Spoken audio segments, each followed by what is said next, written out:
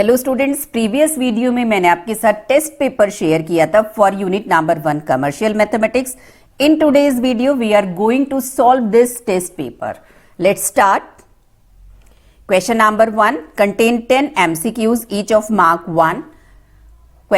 First question from GST. Tax levied on intra-state supply. Intra-state supply means within a state. एक state का product अगर उसी state में sell out हुआ है तो कौन से टैक्सेस जो हैं हमें पे करने होंगे. तो कस्टमर पे करेगा total GST.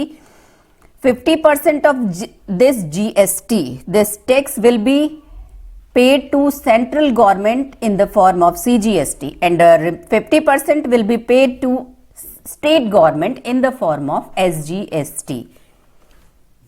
Means option B is the right option. In your board examination you will express your answer in right way, that is question number 1 part 1 and option B is the right option. Numbering wrong हो गई है, it is printing mistake. This is A B, this is option C. C is the right option. Then mention your answer, that is CGST and SGST. Second part आप यहां पर mention कर दीजिए. आप एक फर्स्ट पेपर जो होगा आपकी कॉपी का, आपको इस फॉर्म में अपने आंसर्स मेंशन करने हैं. Second part, intra state transaction में 1080 रुपीज कस्टमर ने पे किए हैं in the form of CGST. It means इतना ही उसने in the form of SGST भी पे किया होगा.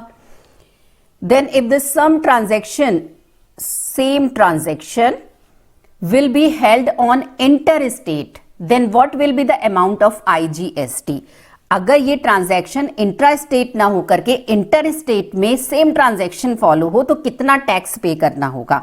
GST is based on the theme one nation one tax. नई टैक्स पॉलिसी अप्लाई की थी तो उसका यही थीम था, one nation one tax. Means हम अपने प्रोडक्ट को अपने ही स्टेट में सेल करें या फिर किसी और स्टेट में सेल करें, टैक्स हमको सेम पे करना होगा. तो इसी थीम पर बेस्ड है ये क्वेश्चन. 1080 CGST पे किया गया है, 1080 SGST पे किया गया है. It means total tax intra state transaction में जो कस्टमर ने पे किया है दैट इज 2160. तो इंटर स्टेट ट्रांजैक्शन में भी इतना ही टैक्स पे करना होगा. Option C is the right option and the answer is 2160. The tax invoice of a telecom service in Meerut shows cost of services provided by it as rupees 750. If the GST is 18%, find the amount of bill. देखिए, जब भी हम cost price हम देखते हैं किसी भी product पर MRP मेंशन होता है तो कितना भी MRP हो उसमें GST इंक्लूड नहीं होता है. आप किसी मॉल वगैरह से भी शॉपिंग करते हैं तो कॉस्ट और आपको नीचे GST अलग से उसमें इंक्लूडेड दिखेगा. Cost of service is rupees 750, लेकिन जब हम पे करेंगे तो वी हैव टू पे this cost plus GST. Amount of bill will be 750 plus GST on this and the rate of GST is 18%, so 18% of 750. This will be total cost rupees 885. D is the right option. आप इसको proper manner में express कर दीजिए. Next, the interest on recurring deposit account scheme is compounded as quarterly. Quarterly हमारा interest उसमें add on होता रहता है. नेक्स्ट है कंप्यूटिंग इंटरेस्ट मैच्योरिटी वैल्यू. दोनों में से कुछ भी हमें कैलकुलेट करना हो on a RD account, time is always taken in months. ये तो हम फॉर्मूला जब अप्लाई करते हैं फॉर इंटरेस्ट या फिर मैच्योरिटी वैल्यू के लिए तो हमें स्पेशली टाइम को कन्वर्ट करना होता है इन मंथ्स. नाउ इस टाइप के स्मॉल कैलकुलेशन वाले क्वेश्चंस भी MCQ की फॉर्म में पूछे जा सकते हैं. बाला deposit rupees 200 per month means this is the value of P for 36 months. Time is given in months, so it is okay. In a bank RD account, if the bank pays interest at the rate of 11%, rate of interest is 11% per annum, find the amount. That is formula आप लिख लेंगे NP plus P N plus 1 आप इसको बिना explain किए हुए करेंगे तो बहुत इजीली आप इसको कैलकुलेट कर पाएंगे। वैल्यूज पुट कर दीजिए।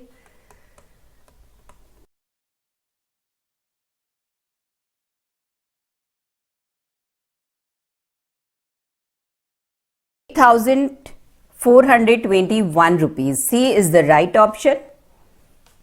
Next, rupees 1,500 per month in a RD account for 9 months. P is 1,500, N is 9, and if she gets rupees 675 as interest की value हमें given है, and we have to find the rate of interest. Interest का formula apply कर दीजिए। P n plus 1 by divided by 2 into 12 multiply by R upon 100, and the interest is 675.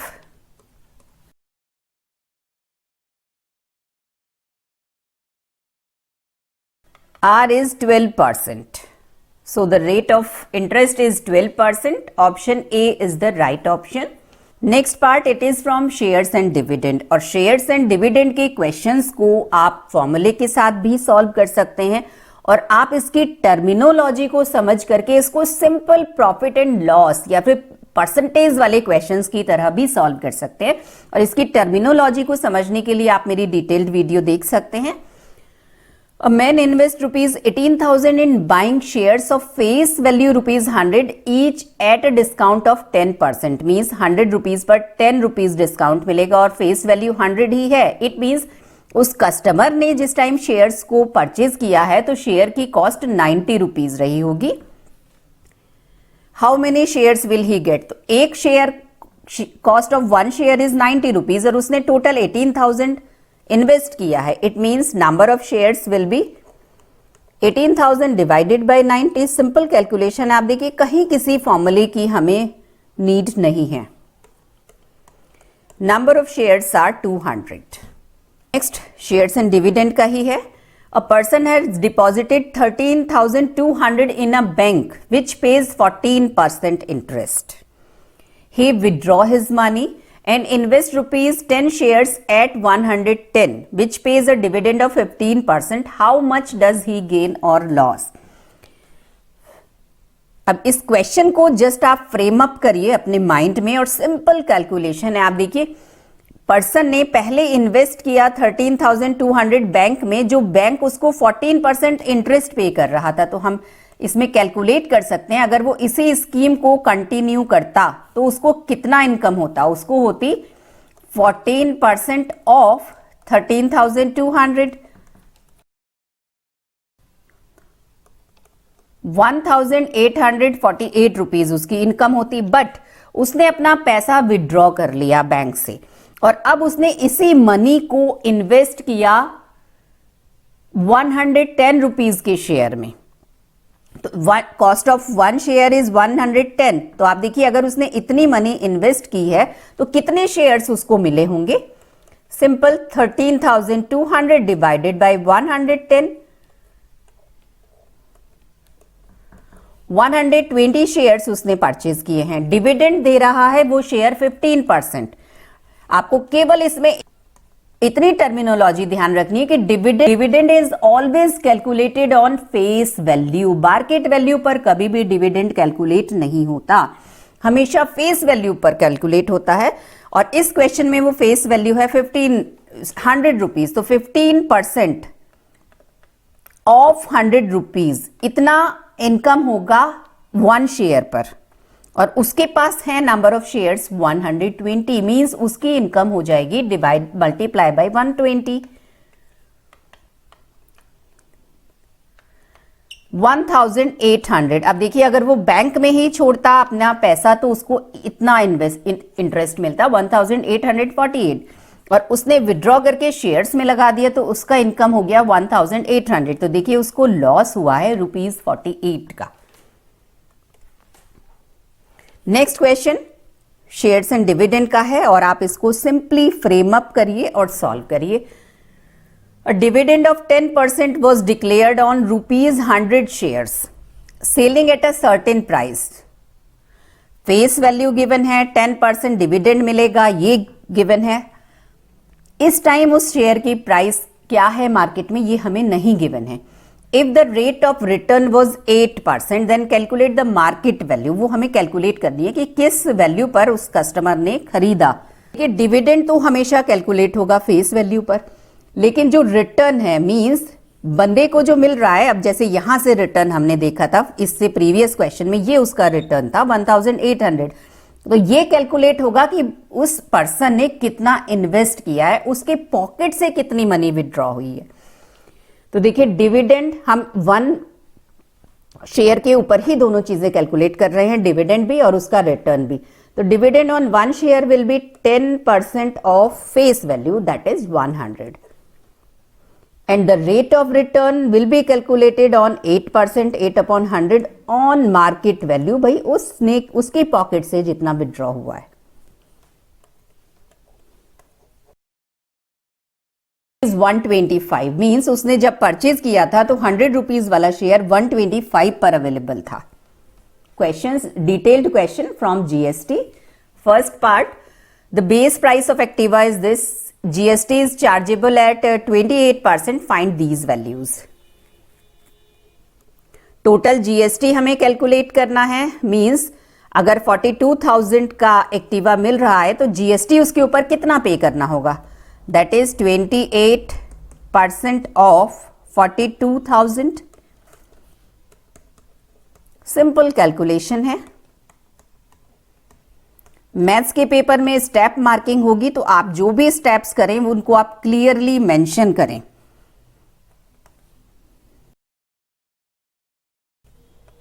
$11,760, this is answer for part A.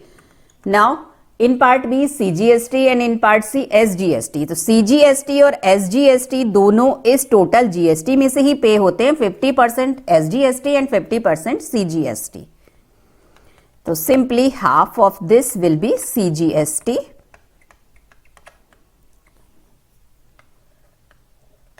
$5,880, and यही value होगी SGST की।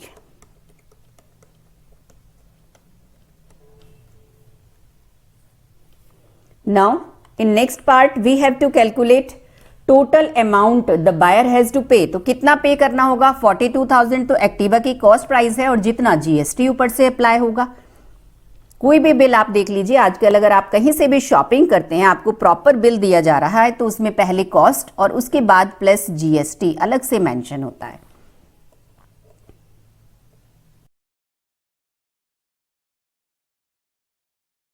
₹3,760। In question from GST, articles purchase किए गए हैं, medicine costing ₹950, GST at the rate of 5%। Medicine का purchase की गई हैं, 950 कॉस्ट है और जीएसटी रेट गिवन है। Shoes 3,000 cost price, 18% GST.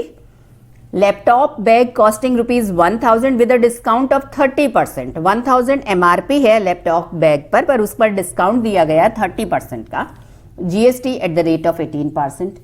Calculate the total amount of GST paid. तो टोटल अमाउंट जीएसटी का हमें अगर फाइंड आउट करना है तो we have to calculate GST on medicine, on shoes and on laptop bag, then we will add the 3 GST to find total GST. First of all we are calculating GST on medicine। Rate of GST is 5%, so GST will be 5% of cost price, that is 950। 47 rupees 50 paisa। Now we are calculating GST on shoes। Rate of GST is 18%, so GST will be 18% of cost price 3,000। GST will be 540 rupees. आप देखिए 3,000 का shoes है और उस पर 540 GST पे करना होगा।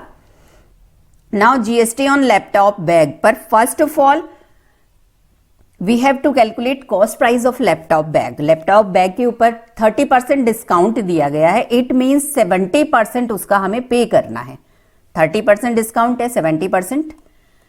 If discount is 30%, then cost price will be 70%. If discount is 10%, then you have to pay 90%.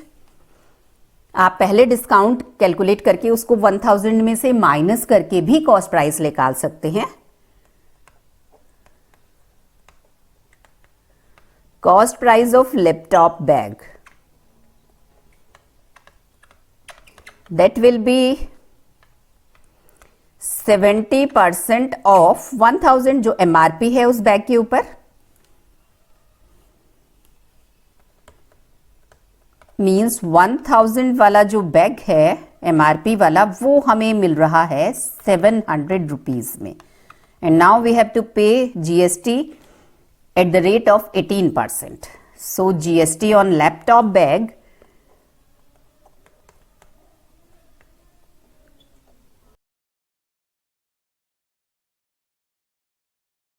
₹126. We have to calculate total GST.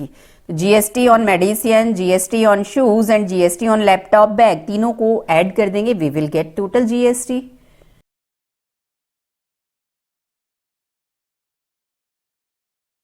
₹713.50. In second part, the total bill amount including GST paid by Mr. Bedi. Mr. Bedi has to pay 950 for medicine, 3000 for shoes and 700 for laptop bag plus GST.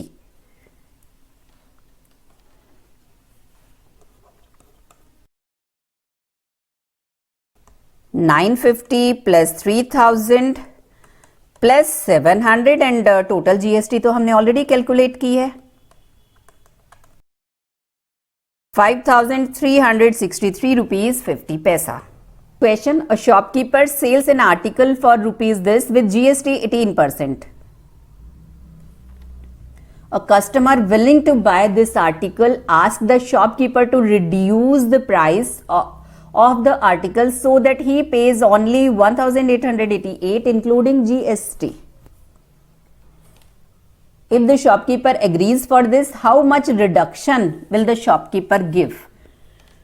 जो भी article customer purchase कर रहा है उसकी MRP है 1770, इसके ऊपर 18% GST पे होगा, तो टोटल अमाउंट निकल कर आएगा जो कस्टमर को पे करना है। पर कस्टमर शॉपकीपर से रिक्वेस्ट कर रहा है कि वो उसको इतना डिस्काउंट दे दे कि वो 188 पे करे including GST, and we have to calculate that discount. First of all, let reduction given by shopkeeper to the customer is rupees X. Suppose X rupees का उसने reduction दे दिया, it means cost price कितनी हो गई article की 1770 minus X. अब इतने rupees का उसको मिल रहा है वो article and he will have to pay GST on this. Then GST 18% of CP, that is 1770 minus X.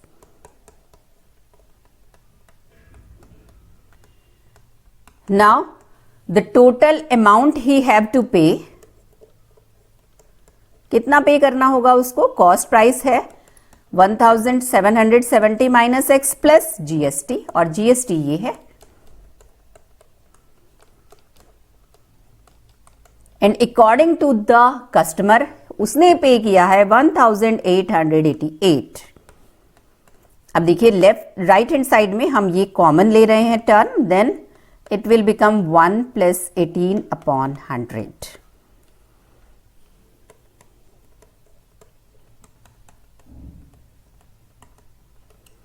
That is 118 divided by 100. So 1770 minus X will be equal to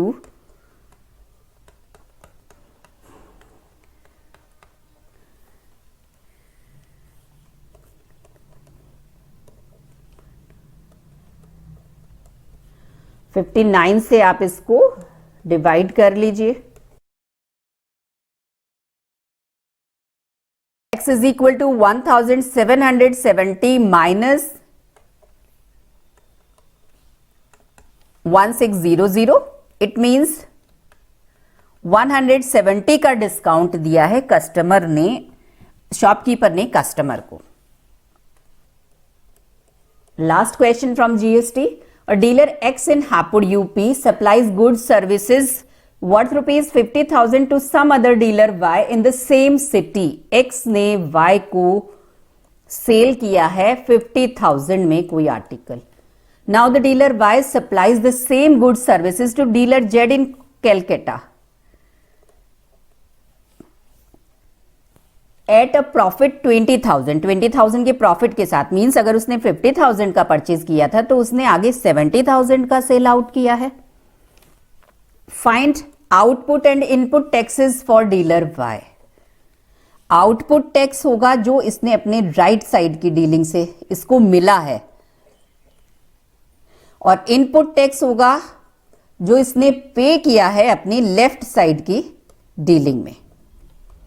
Simply input taxes will be paid on 50,000 and output taxes will be paid on 70,000 in this dealing.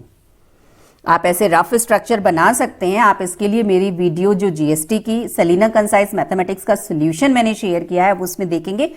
इस type के rough structure अगर हम draw कर लेते हैं GST problems के लिए, it will make our question so easy. Now cost price for Z, that is जो हमने 70,000 रफ स्ट्रक्चर में दिखाया है उसको सबसे पहले हम कैलकुलेट करके शो करेंगे। Now we have to calculate output tax.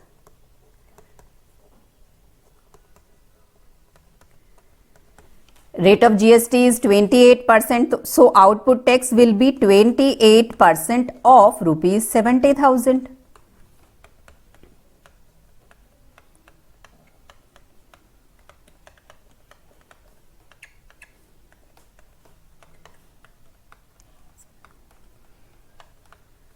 $19,600.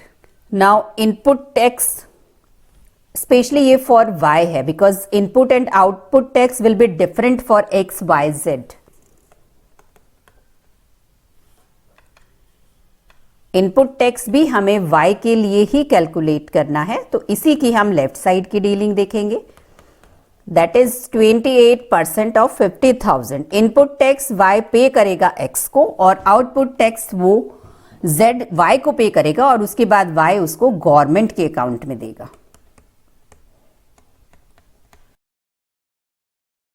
That is 14,000।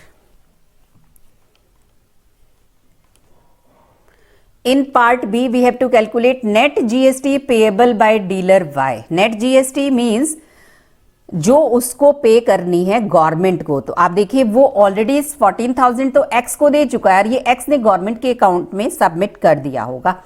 अब जो उसने 19,600 रुपीज लिया है जेड से, इसमें से वो अपने 14,000 तो अपनी पॉकेट में रखेगा और रिमेनिंग वो जो सबमिट करेगा in the account of government.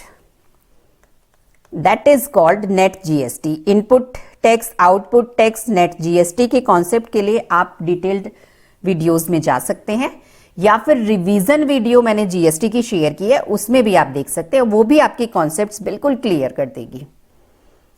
That is output tax minus input tax.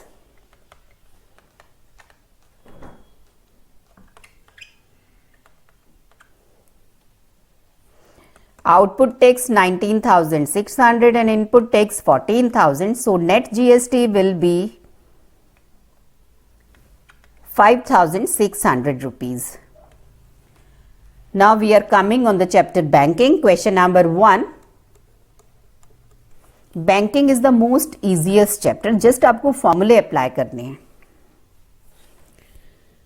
Karthik opened a RD account with a nationalized bank for the period of 2 years. Time हमें given है 2 years, but we have to calculate time in months. हमेशा हमें month की form में convert करना है, जल्दबाजी में ये मिस्टेक नहीं करनी है। It is 24 months.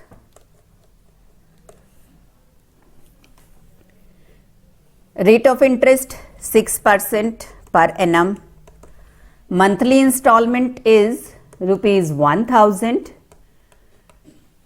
Interest earned in 2 years, 2 years का ही टाइम पीरियड है, इसमें हमें इंटरेस्ट कैलकुलेट करना है ए पार्ट में। चलिए तो इंटरेस्ट का फॉर्मूला अप्लाई कर देते हैं, that is P(n+1) divided by 2 into 12 multiply by R upon 100. Just n is 24, so n+1 will be 25. ₹1,500. In second part we have to calculate matured value, कितना उसने सबमिट किया है plus interest. matured value will be NP plus I. N is 24, P is 1000 and I is 1500. इतना 24,000 उसने submit किया था और 1500 उसको इंटरेस्ट मिला है, 25,500 rupees. Second question, RD account deposited ₹800 per month, P की वैल्यू हमें गिवन है 800 for 1.5 years. Again the time is given in years and we have to change this in months.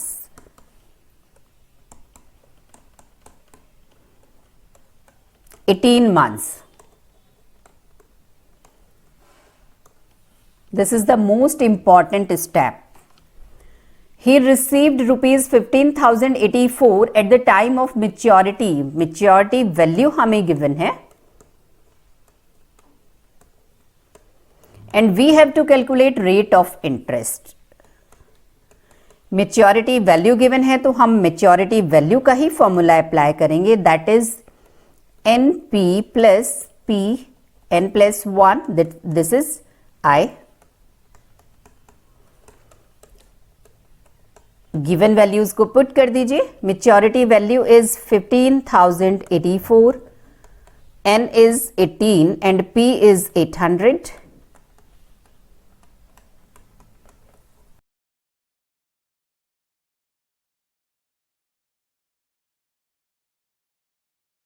(419 divided by 400 is equal to 1 plus 19R divided by 2400.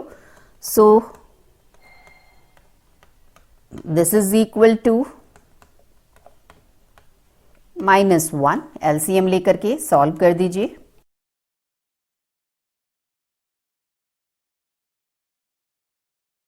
R is 6% per annum. Next question,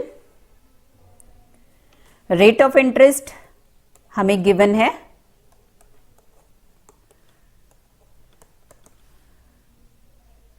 maturity value हमें given है,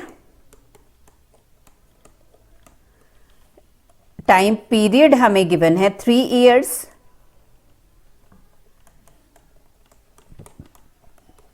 (36 months) and we have to calculate the value, find the value of his monthly installment. P की value हमें calculate करनी है। Maturity value given है, so we are applying formula for maturity value.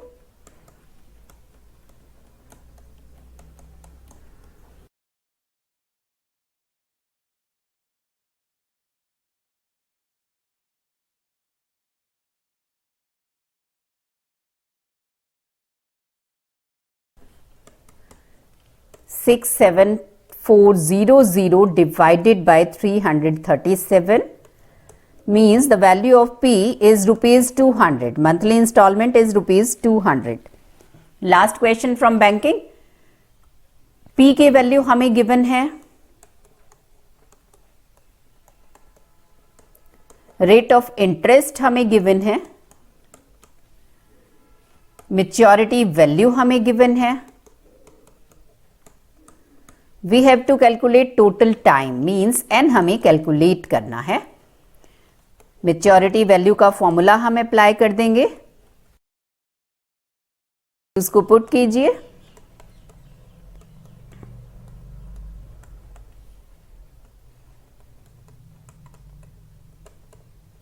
n हमें calculate करना होगा तो हमेशा हमें एक क्वाड्रेटिक इक्वेशन मिलेगी और उस क्वाड्रेटिक इक्वेशन को सॉल्व करके हम n की वैल्यू फाइंड आउट करेंगे। n square plus 241n 240n plus 1n minus 4662 is equal to 0. Just we have to solve this quadratic equation. 4662 के ऐसे फैक्टर्स हमें फाइंड आउट करने हैं जिनका डिफरेंस 241 हो। क्वाड्रेटिक इक्वेशन को सॉल्व करने की एक शॉर्ट ट्रिक मैंने शेयर की है, प्लेलिस्ट में जाकर के वाव वीडियो के नाम से आप देख सकते हैं, डिस्क्रिप्शन बॉक्स में लिंक भी मेंशन है। उस शॉर्ट ट्रिक की हेल्प से आप बड़ी से बड़ी क्वाड्रेटिक इक्वेशन को विद इन सेकेंड सॉल्व कर सकते हैं। फर्स्ट ऑफ ऑल 1 से डिवाइड करेंगे और ये हमारे लिए रिक्वायर्ड नंबर्स नहीं है क्योंकि इन दोनों का डिफरेंस 241 नहीं है। Now we are dividing by 2। ये भी हमारे लिए रिक्वायर्ड नंबर्स नहीं है। 3 से डिवाइड करेंगे, ये भी नहीं है। 4 से डिवाइड नहीं होगा बिकॉज आप देखिए 2 से डिवाइड करके जो ये नंबर हमें मिला है ये अगेन 2 से डिविजिबल नहीं है, सो it will not divisible by 4। 5 से डिविजिबल नहीं है। 6 से डिविजिबल होगा बिकॉज 2 और 3 दोनों से डिविजिबल है। 7 से डिविजिबल होगा, यहां से हमें हिंट मिल रहा है। 8 से डिविजिबल नहीं होगा। 4 से डिविजिबल नहीं आया है, इट मींस 4 के किसी भी मल्टीपल से डिविजिबल नहीं होगा। 9 से डिविजिबल होगा बिकॉज 3 से डिवाइड करके ये जो नंबर आया है अगर हम इसको चेक करें तो इट इज डिविजिबल बाय 3 और इसी को 3 से डिवाइड करके हम अल्टीमेटली 9 से डिविजिबिलिटी लिखेंगे। डिटेल्ड एक्सप्लेनेशन के लिए आप इस वीडियो में जा सकते हैं। 10 से डिविजिबल नहीं है। 11 से आप चेक कर लीजिए, 12 से नहीं होगा बिकॉज 4 का मल्टीपल है। 13 से आप चेक कर लीजिए, डिविजिबल नहीं है। 14 से डिविजिबल होगा, यहां से हमें हिंट मिल रहा है बट ये भी रिक्वायर्ड नंबर्स नहीं है। 15 से डिविजिबल नहीं होगा। 16 से नहीं होगा। 17 से नहीं है। 18 से होगा, यहां से हमें हिंट मिल रहा है, आप देखिए।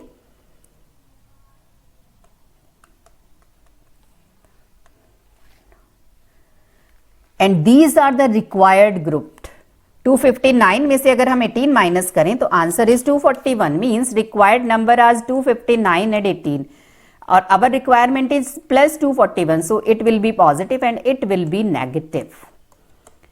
First factor is this and second is this. If this is 0 then n is equal to minus 259 which is not possible because time period cannot be negative. So n is equal to 18 months. This is the required value of n, 1.5 years. We are coming to the third last topic of our first unit, that is shares and dividend. और इसके questions हम simple percentage के questions की तरह solve करेंगे। देखिए question number 1. A man invested 45,000 in 15%. This is dividend. Rupees 100 shares. This is face value quoted at 125. Means जब उसने परचेज किया है उस टाइम पर शेयर मार्केट में 125 रुपीज का अवेलेबल था। When the market value of these shares rose to 140, जब 125 में उसने परचेज किया और 140 जब हो गई, he sold some shares. तो उसने कुछ शेयर्स अपने सेल आउट कर दिए। Just enough to raise rupees 8,400, ये उसकी रिक्वायरमेंट थी। इतनी मनी उसने शेयर्स को सेल करके कलेक्ट कर ली। Calculate the number of shares he still holds, तो कितने शेयर्स उसके पास अभी भी अवेलेबल हैं। तो फर्स्ट ऑफ ऑल हमें ओरिजिनल नंबर ऑफ शेयर्स कितने उसने स्टार्टिंग में परचेज किए थे वो कैलकुलेट करना है। 1 शेयर की कॉस्ट है 125 और टोटल उसने 45,000 इन्वेस्ट किया था, तो 45,000 में उसको कितने शेयर्स मिले होंगे। सिंपली डिवाइड करके आप कैलकुलेट कर सकते हैं। 360 शेयर्स उसने परचेज किए थे। अब जैसे ही शेयर की कॉस्ट 140 हुई उसने इतनी मनी कलेक्ट कर ली। 1 शेयर को सेल आउट करने पर 140 रुपीज मिल रहे होंगे, तो उसने इतने रुपीज अगर कलेक्ट किए हैं तो कितने शेयर्स उसने सेल आउट किए। that will be 8400 divided by 140 means उसने 60 शेयर्स अपने 360 में से सेल कर दिए. Now remaining shares will B 360 minus 60 means 300 जो आज भी उसके पास हैं.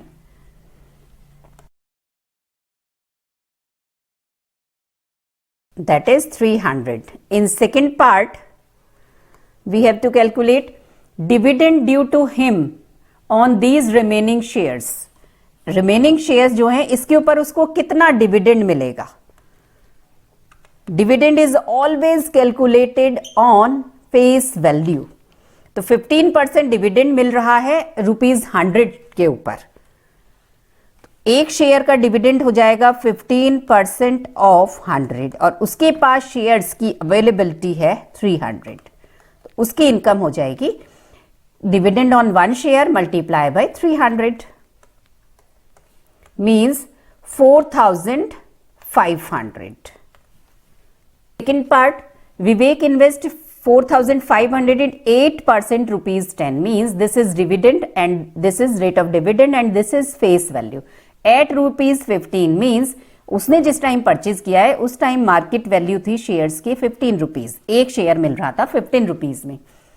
ही sells the shares when the price rises to ₹30. 15 rupees में उसने परचेज किया और 30 रुपीज होने पर उसने शेयर को सेल आउट कर दिया. And invest the proceed in 12% ₹100. Again उसको जितना पैसा मिला शेयर्स को सेल आउट करके वो उसने आगे शेयर्स में ही इन्वेस्ट कर दिया 12% ₹100 यानी फेस वैल्यू के शेयर्स में एट 125 जो उस टाइम 125 में मिल रहा था. Calculate the cell proceed. Cell proceed means first वाले का वो पैसा जो उसने सेकंड में इन्वेस्ट किया है.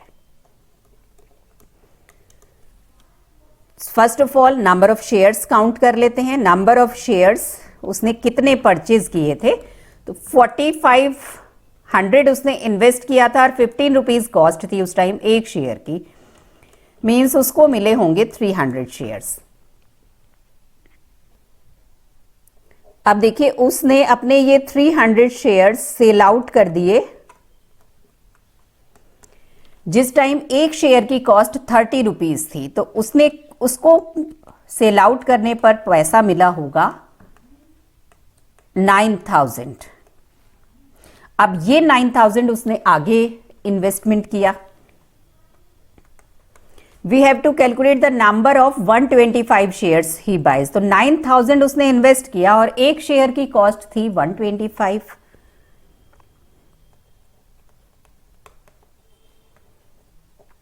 Now the number of shares जो 125 के रेट से उसे मिले हैं कितने परचेज कर पाया होगा वो.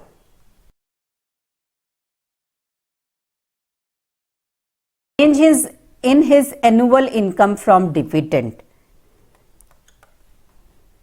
Dividend in first case हमें फाइंड आउट करना है उसके डिविडेंड में कितना चेंज हुआ. अगर वो पहले अपने शेयर्स को एज इट इज रखता तो कितना डिविडेंड मिलता और उसने आगे स्विच कर दिया है तो उसको कितना डिविडेंड मिला है. तो देखिए केस फर्स्ट जो हमने देखा था उसमें डिविडेंड हमें 8% गिवन था और फेस वैल्यू 10 थी. तो dividend on 1 share is 8% of ₹10 और उसके पास थे टोटल 300 शेयर्स. तो उसका डिविडेंड बनता फर्स्ट वाले शेयर से. ये कैलकुलेट कर लीजिए 240 रुपीज. अब देखिए सेकेंड केस में जब उसने सेकेंड में स्विच कर दिया है तब उसका डिविडेंड कितना बना है. सेकेंड वाला जो शेयर था दैट इज 12% ₹100. तो dividend on 1 share will be 12% of face value और total number of share second case में उसके पास थे 72. 864 rupees. So change in dividend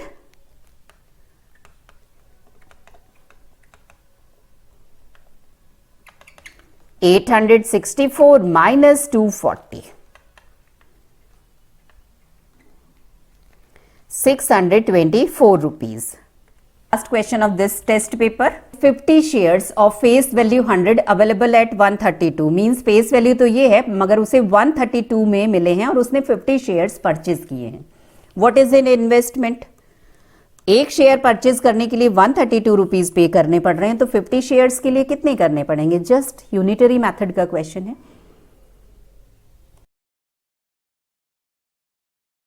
1600 rupees. If the dividend is at the rate 7.5%, dividend will be calculated on face value. What will be his annual income? इसको भी calculate करने का simple method है. 7.5% of face value. This will be dividend on 1 share और उसके पास shares हैं 50, so his income will be multiply by 50. 75. If he wants to increase his annual income by 150 rupees, वो चाहता है कि 375 ना हो करके उसकी इसमें एड ऑन हो जाए 150 रुपीज और. How many extra share should he buy? तो उसे कितने एक्स्ट्रा शेयर्स लेने पड़ेंगे? Suppose number of extra shares are n.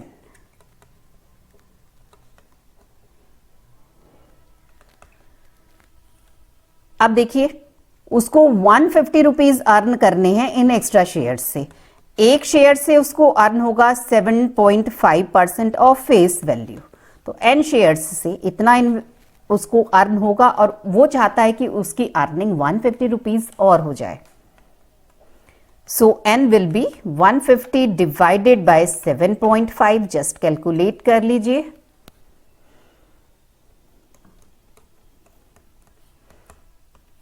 Means 20 shares वो और परचेज कर ले, then his income will increase by rupees 150.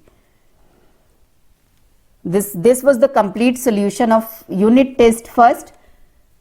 मिलते हैं नेक्स्ट वीडियो में सेकेंड यूनिट अलजेब्रा के यूनिट टेस्ट के साथ और साथ ही सिंपल पेपर 2 के साथ. तब तक के लिए गुड बाय, टेक केयर.